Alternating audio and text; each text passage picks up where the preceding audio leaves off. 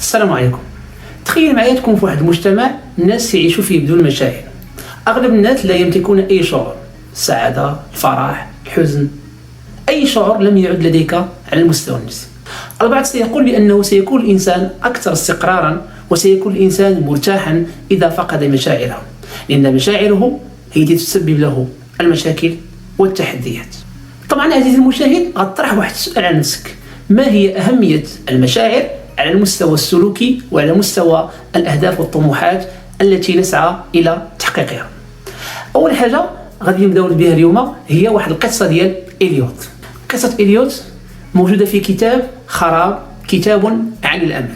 هذا الكتاب ديال مارك مانسون، وهو كاتب أمريكي معروف، له كتاب سابق قمت بمراجعته وهو كتاب فن اللامبالاة. تخيل عزيزي المشاهد أنك واحد النهار تفيق تلقى جميع المشاعر اللي كاينه عندك ما بقاتش، السعادة، الحزن، الغضب، ما بقى عندك حتى شي شعور على المستوى النفسي. واش هذا الامر هذا غادي يكون ايجابي بالنسبه لك انت ولا غادي يكون سلبي؟ طبعا للاجابه عن هذا السؤال نحتاج الى تجربه متحققه على المستوى الواقعي.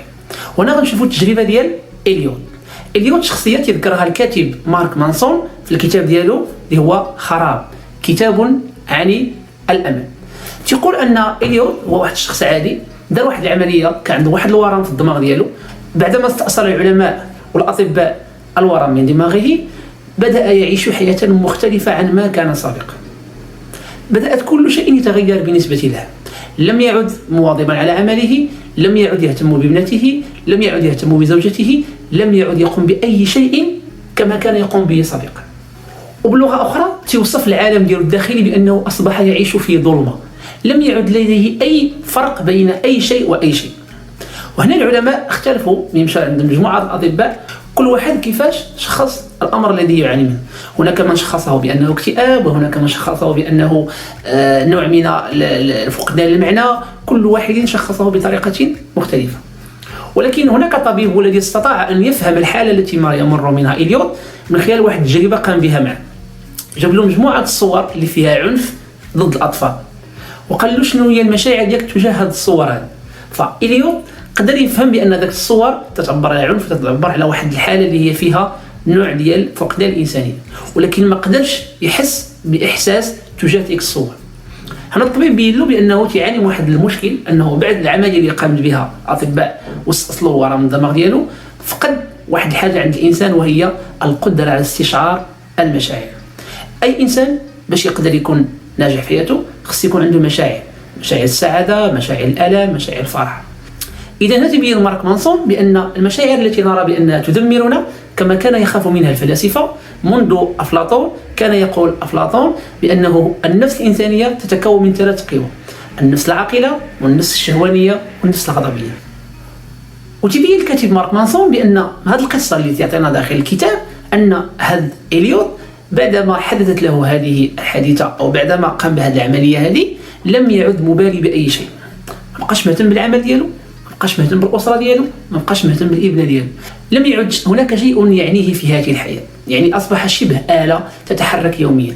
العجيب أنه لم يفقد قدراته العقلية أو أي شيء من هذا الأمر، بحيث أن قدرته على التحليل وعلى الفهم لا زالت كما هي، ولكن قدرته على أن يستشعر مشاعر الآخرين، أن يحس بهم، أن يدرك احتياجاتهم، فقدها بشكل نهائي. هذه القصة قدمها الكاتب لهدف أساسي. بداية لكي يبين لنا بأن الرأي الشائع عند الناس بأن المشاعر وبأن الجانب الانفعالي والعاطفي الذي نرى بأنه هو سبب كل المشاكل التي نمر منها في الحياة غير صحيح، لأن تلك الدافع الذي يقودنا إلى أي شيء في الحياة. إذن لا يمكن للإنسان أن يستمر في المعاناة، أن يستمر في الصبر، أن يستطيع أن ينتج شيئا إذا لم يكن لديك هناك دوافع. والدوافع شخص هنا هي تلك المشاعر التي تقودك للإنجاز والعمل. وهذا الأمر ديال الخوف من المشاعر هو أمر تاريخي، لأنه عندما نعود إلى الفكر الإنساني منذ القدم نجد أن الفلاسفة منذ سقراط وأفلاطون كانوا يرون بأن الجانب العقلي والمنطقي هو الذي يجب أن يتحكم في الإنسان وليس الجانب العاطفي والانفعالي. لكن نظرتهم للعواطف كانت نظرة غير علمية، نظرا لأنهم لم تكن لديهم أدوات من أجل أن نفهم الطريقة التي يشتغل بها العقل. وهذا الأمر هذا سوف يكون نقاش كثير من العلماء، ولعل أول عالم بينا بأنه داخل الدماغ ديالنا كاين الجانب العاطفي والجانب المنطقي هو فرويد، اللي غيبين بأنه ماشي غير الجانب المنطقي والإدراكي والواعي اللي تتحكم في المشاعر ديالنا، بل كاين واحد المنطقة اللي سميتها لانكونسيونس أو اللاوعي. وهذا اللاوعي هو مجموعة من المحددات النفسية والعاطفية والانفعالية. كل عالم أو كل نظرية علمية حاولت تقربه بمقاربة مختلفة. إذن أعزائي المشاهدين، يمكننا القول بأن المشاعر مسألة مهمة ونحتاج أن نفهمها لكي ندرك أهميتها في حياتنا اليومية. طبعا كان اعتقاد سائد بأن المشاعر هي سبب المشاكل ديالنا كلها، وأنها هي السبب اللي تخلينا ندمروا الحياة ديالنا الاجتماعية والمهنية والشخصية. لكن إذا طرحنا واحد السؤال، واش يمكننا نعيشوا بلا مشاعر؟ طبعا ما غادي نقولوا بأن المشاعر مسألة مهمة، لأن المشاعر هي الدافع اللي تخلينا نفيقوا بكري ونديروا الإنجاز، اللي تخلينا نستمروا ونصبروا على التحديات وعلى الظروف الصعبة.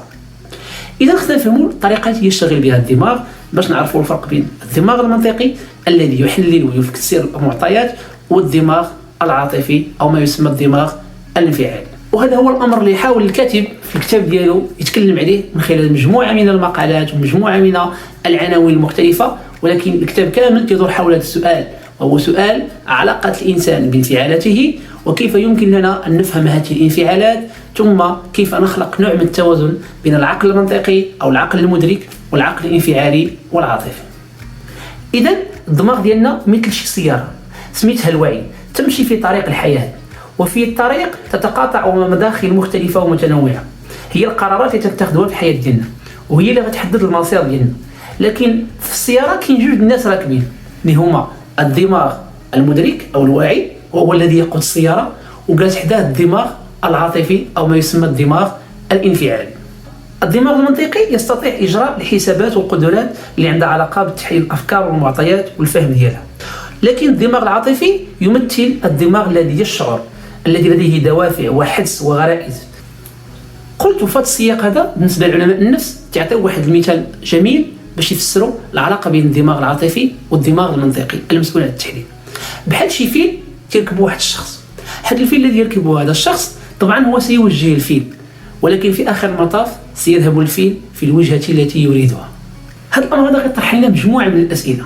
أهم سؤال هو أن العواطف مهمة في الحياة الإنسانية، وما يمكنناش نعتبر أن الجانب الانفعالي ماشي مهم، لأن كثير من الأشياء اللي تنقوم بها وتنبدعوها وتنجزوها لولا الأمور الانفعالية أو لولا الدوافع العاطفية والانفعالية ما قدرناش أو ما نقدروش ننجزوها. المشكل اللي تقول كاين الكاتب هو في تقديس المشاعر، وهذا جاء انطلاقا من نتائج ديال التحول اللي رفع العالم بعد الثورة الصناعية وكذلك الثورة الرأسمالية في المجال الاقتصادي، فأصبح الإنسان يعبد مشاعره، فبالتالي أصبح إشباع الجانب العاطفي والغريزي أهم شيء عند الإنسان، ولم يعد هناك التزام بالمبادئ الأخلاقية والمبادئ المنطقية في الحياة. وقد خصص الكاتب في هذا الكتاب فصلا كاملا يتحدث فيه عن حياة كانت، وكيف أن كانت كان ملتزما بأخلاق وكان ملتزما بمبادئه، وفهم بأن الجري وراء العواطف والانفعالات سوف يقودنا إلى الهلاك. وفي واحد الفصل يتكلم على أن التحكم بالنفس وهم. يتكلم هنا بأن الجانب الانفعالي والعاطفي يجب أن ندرك بأنه مهم في الحياة ديالنا، كما هو تكون السبب في الخراب وفي المشاكل ديالنا يقدر يكون هو السبب أننا نبدعوا أو ننجزوا شي حاجة جديدة. إذا كانت هذه الحلقة ديالنا اليوم، حاولت نتقاسم معكم بعض الأفكار اللي كاينه في الكتاب ديال خراب كتاب عن الأمل الجزء الأول ديالو، ثم سيكون لنا حلقة أخرى إن شاء الله غنتكلموا فيها على الفكرة ديال مارك مانسون حول خراب الأمل، كيفاش أن الأمل الذي كنا نرى بأنه هو السبب في النجاة لم يعد سبب نجاة. سنتكلم عن فكرة المعاناة التي نعيشها اليوم، وما هي سبب هذه المعاناة رغم أننا تقدمنا اقتصاديا وتقدمنا في كثير من الأشياء على مستوى نمط العيش، ولكن على المستوى النفسي يزداد الاكتئاب، تزداد المشاكل النفسية. إذن في الحلقة المقبلة سوف نقدم الجزء الثاني من الكتاب حول موضوع خراب كتاب عن الأمل.